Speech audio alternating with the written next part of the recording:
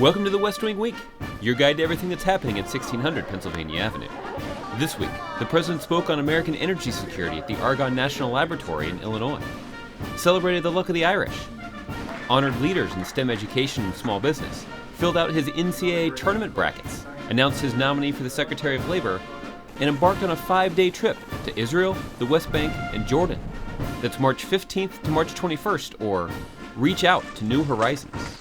Our restless spirit, our willingness to reach out to new horizons, that's the nature of America.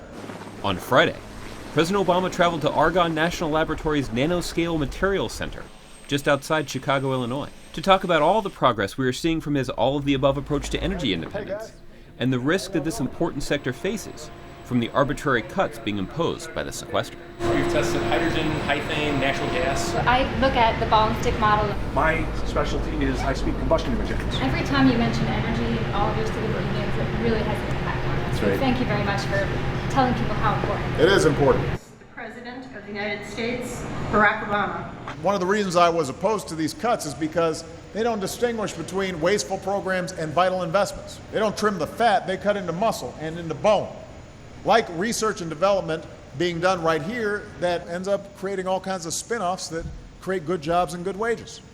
On Monday morning, the President made a personnel announcement in the East Room, introducing his nominee for Secretary of Labor, Thomas Perez. Like so many Americans, Tom knows what it's like to climb the ladder of opportunity. He's the son of Dominican immigrants. He helped pay his way through college as a garbage collector and working at a warehouse. And he's helped settle some of the largest cases ever on behalf of families targeted by unfair mortgage lending. So his story reminds us of this country's promise, that if you're willing to work hard, it doesn't matter who you are, where you come from, what your last name is, you can make it if you try. Later, the President honored key supporters of STEM education programs. That means education in science, technology, engineering, and math in the Oval Office. Then he headed to the Eisenhower Executive Office building, where 100 small business owners from across the country were participating in a meeting of the National Small Business Association. At the end of the day, he joined the First Lady in the East Room for a reception in honor of Women's History Month.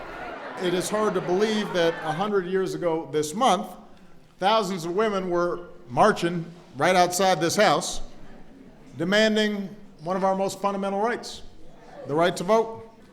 And today, a century later, its rooms are full of accomplished women who have overcome discrimination, shattered glass ceilings, and become outstanding role models for all of our sons and daughters. On Tuesday, the President welcomed Prime Minister Enda Kenny of Ireland to the White House to honor the strong bilateral partnership, enduring people-to-people ties, and commitment to advancing peace, security, and prosperity in the world that our two nations share. We cherish this opportunity once a year to reaffirm the incredible bond between the United States and Ireland.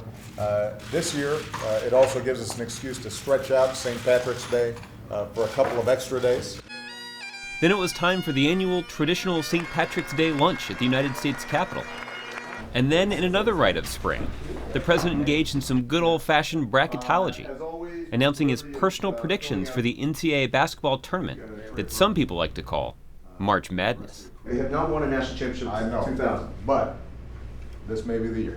In the evening, the President and the First Lady hosted a reception to celebrate their 5th St. Patrick's Day at the White House. During the reception, the President and Prime Minister Kenny participated in the annual Shamrock ceremony. This day has served as a reminder of just how many threads of green are woven into the red, white, and blue. And in times of war and peace, good times and bad, Americans have always found a way to celebrate that heritage. And then it was time to head east, and east, and east again, approximately 9,462 kilometers, or 5,880 miles, or 5,109 nautical miles, for the President's first trip as President to Israel, the West Bank, and Jordan, which would keep him on the road for the next 4 days. America's support for Israel's security is unprecedented, and the alliance between our nations has never been stronger. Tune in next week when West Wing Week will bring you its dizzying wrap-up of the President's trip to the Middle East. Shalom.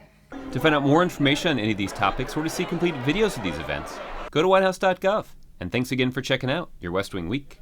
And why don't you guys get a picture in front of the Lincoln? Yeah, let's do You that. guys go walk over there. If you set it up, I'll take the picture for you. I think we'd rather have you in it. You might have to zoom in and go like that. I have a feeling he figured that one out. But thanks for the tip, though.